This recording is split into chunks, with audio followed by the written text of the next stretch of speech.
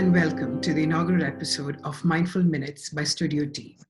Our guest today needs no introduction. She is the founder of Whispers of Serenity Clinic, Oman's first private specialized mental health and well-being clinic. A pioneer in the field of mental health awareness, she has over 19 years of experience as a psychotherapist and clinical hypnotherapist. She is passionate about spreading awareness, breaking down barriers, and challenging preconceived notions about mental health. I'm honored to welcome Her Highness Sayyida Basma Al Said on the first episode of Mindful Minutes. Sayyida Basma, thank you so much for taking time out from your busy schedule to be here with us. Thank you very much, Anne, and I wish you all the best on this lovely, lovely journey. And thank you for this invitation. I'm looking forward to it. And I will be following this channel, inshallah. Oh, we're so glad to have you here, Sayyida Basma. Thank you so much, truly. Our topic for discussion today is about sleep. Coronavirus has disrupted life in ways we could have never imagined. Many problems that affect physical, mental, social, and professional aspects have risen. During this period of worry and uncertainty, one of the issues that a lot of people seem to face is insomnia. In fact, words such as insomnia and can't sleep have been among the most searched for online in the past few months. Sayyida Basma, what do you consider to be some of the causes of insomnia? So insomnia was something, of course, and was there before COVID-19. It's something that we've heard a lot about. We've heard about how to look after yourself if you get insomnia, what kind of medications, what kind of things you need to deal with when you get it. Now with COVID-19, it's no shock that insomnia would be more researched or more talked about, because even with people who were dealing healthy in a healthy life and balanced life, with COVID-19, it's disrupted a lot of things because it's something new, it's a kind of a shock to the system, and it's a shock to the whole world. So anywhere you turn, you will definitely hear or see or talk about something to do with COVID-19.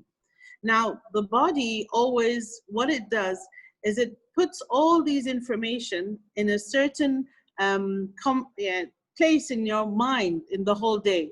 And always, you notice, when you go to sleep, that's when everything erupts. That's when everything comes up to the surface. I was reading up also that, not reading up, even if you take my example, we've been, I think, more connected than ever. Technology has played a big role in the last 5 to 6 months.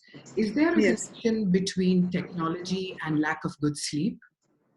Okay, so obviously, to link with the first question, with COVID-19 and all of that, lots of stresses, lots of worries, lots of what's going to happen, lots of where is this going to take us, when is it going to end, all of these things. And a lot of our information now is from technology, is from your iPad, your laptop, your iPhone, or your phone, whichever type you have. And using this kind of devices stimulate the mind a lot. And especially when a lot of us use it before going to sleep, which is one of the worst things we could do, but we all do it. Before, a long time ago, what people used to do is they used to read the newspaper in the morning as soon as they wake up, or they read something at night before they go to sleep. Now, mostly everything is on our devices. Now, when you think about the phone or the iPad or the laptop, whichever of these devices, the light that comes from the screen itself is a stimulator. And then the text is in a certain way. It's the same kind of text. So there's no change in the way we see the text. The information, taking in information before going to sleep or trying to go to sleep is one of the biggest things that will keep you awake, because it's quiet then. It's you and you at that time. So you analyze things, you think about things, you could go and analyze things to the degree that it could take you into a mental state that could be very, very worrying. Or some people say, no, it's okay, I'm just reading it. You start dreaming about it if you were to go to sleep. So it is a very big stimulator. It has a lot of effects on our vision, on our mind, on our well-being. But also people use it now, equivalent, which is obviously, it's very different to what we used to use before. Books, newspapers, articles. So, it is said that, you need 7 to 8 hours of sleep. Experts say that, Yes. we hear about it all the time. Why is sleep so important? I mean, I don't think everybody gets the whole idea yet about it. Yes. Yeah. I've heard a lot in this time that I can't sleep. I can't sleep. And a lot of people, I ask them, do you used to sleep better before? And they were like, actually, it wasn't that good before, and now it's worse. And that's with everything with mental health now with COVID-19. A lot of things we had before, it didn't just erupt now, but now it's exceeded. It's become really a lot. So when we say 7 to 8 hours, a lot of people say, oh, I don't need that much sleep. Oh, it doesn't matter. These studies have come from lots and lots of research. Even when it comes to beauty, when they say your beauty sleep, it's written in lots of researches, the more you sleep, the more your body is relaxed. The more you sleep, the more your skin gets hydrated. The more you sleep, all of these things. Even though, I mean, in this side of the world, we use the air condition, we use all these things, dry up our skin, but also we need to have that amount of sleep. Now, when we were babies, we used to sleep, when they say you sleep like a baby, why are babies so relaxed? They're relaxed because they get so much sleep and they breathe properly. So the breathing is also something very, very important. Now, when it comes to hours of sleep, health-wise, in mental health, it's a good idea. Beauty-wise, it's a good idea. Physically, it's a good idea. And also sleeping every day at the same time and being able to wake up at the same time, even on the weekends, because we tend to, do that longer stretch on the weekend because we want to, how we are. We want to watch movies, want to spend more time with our friends, all of that. It's said, even on the weekend, it would be a good idea if we were to sleep at the same time. So then you have this kind of good routine. You should not, for example, even think of sleeping without doing, a certain routine. So, for example, when I go to bed, you need to, let's say you wash your face, let's say you put cream on your face, let's say you read something. It should be the same routine every day. So your body gets used to it. Even with weight.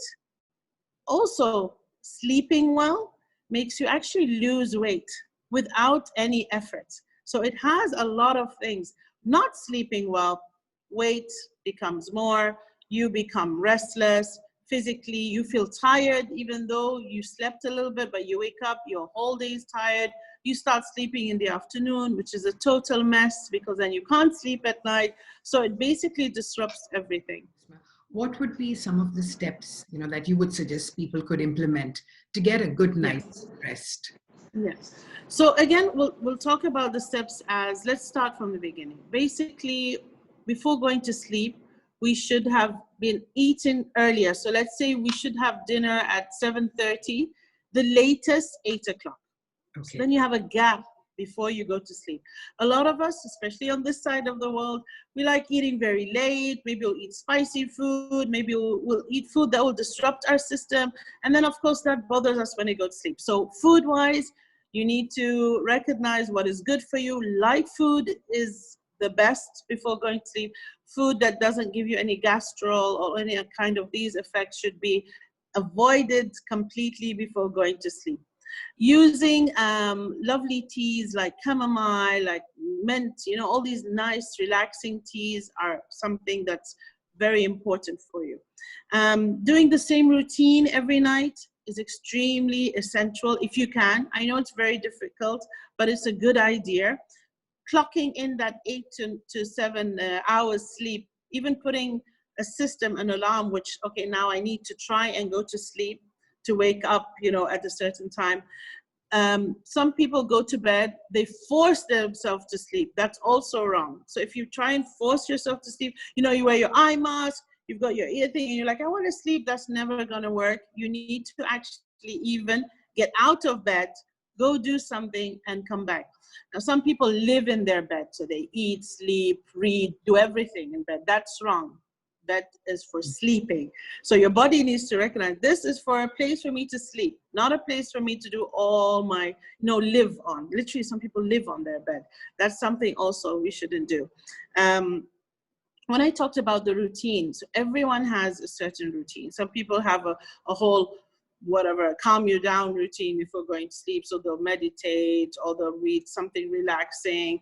They'll start even putting, cream on your hand. It's a kind of repetitive movement which makes you also relax. It's like a hypnotic kind of thing. That's something also you need to do. You shouldn't, as I said, the food thing, you shouldn't go to sleep hungry, because you will then wake up in the middle of the night and go and munch. And that is totally wrong. Some people also sleep, then they wake up in the middle of the night and they can't continue. So that's also a kind of disruptive kind of sleep. Of course, when it's very extreme, then you do have to go and see a therapist. You do need to learn new techniques. You do need to see a psychiatrist, because it's gonna, it's gonna disrupt your whole system. And it's gonna make you feel very sick. You could wake up feeling very angry, agitated, out of focus. You'll drive without knowing where you're going. God forbid you might do an accident because you're not focused. So sleeping is one of those things that's a blessing. And literally, if you can't, it is a semi-curse, because basically it messes up everything, you would be doing in a normal day. So there's a lot of things, and these are the main steps. There's so many steps to do. Relaxation is very, very important. And just clicking in that routine and at certain time every day, you sleep and you wake up, things would be much, much better. When it comes to stress and fear of the future and all of these things which we are all going through right now, it is not easy times right now. Please consider talking to someone, because it could go into a place where you wouldn't want to continue your life in. And Sayyida Basma, you said about the phone and the technology aspect. How early would you advise, a person to either switch off or keep their electronic devices away before bed? Honestly, if you can, and I know this is difficult, I must say it myself, you should try even an hour before. I know this sounds like, oh my God, no way, 10 minutes is a max. An hour, if you can't at least half an hour. You need to, when some people also watch movies before they go to sleep. This is stimulating your mind. You notice a lot of people wake up with the weirdest dream. The dream is literally the film they watched, but now they're the hero in the film. So it's in your mind, it's in your unconscious mind. So try and disconnect with an hour, because until you settle yourself, until you don't just, some people are lucky. They go to bed, they put their head down and they're gone. And they can sleep anywhere, in the train, the car. That's luck. I call that luck. But others, the majority can't do that. Okay, amazing. Sayyida Basma, thank you so much for your time. It was truly lovely having you with us. And thank you. I hope we do more sessions with you, and hopefully in person, one-on-one, as we used to do before. Inshallah. And all the best with this. Thank you, Sayyida Basma.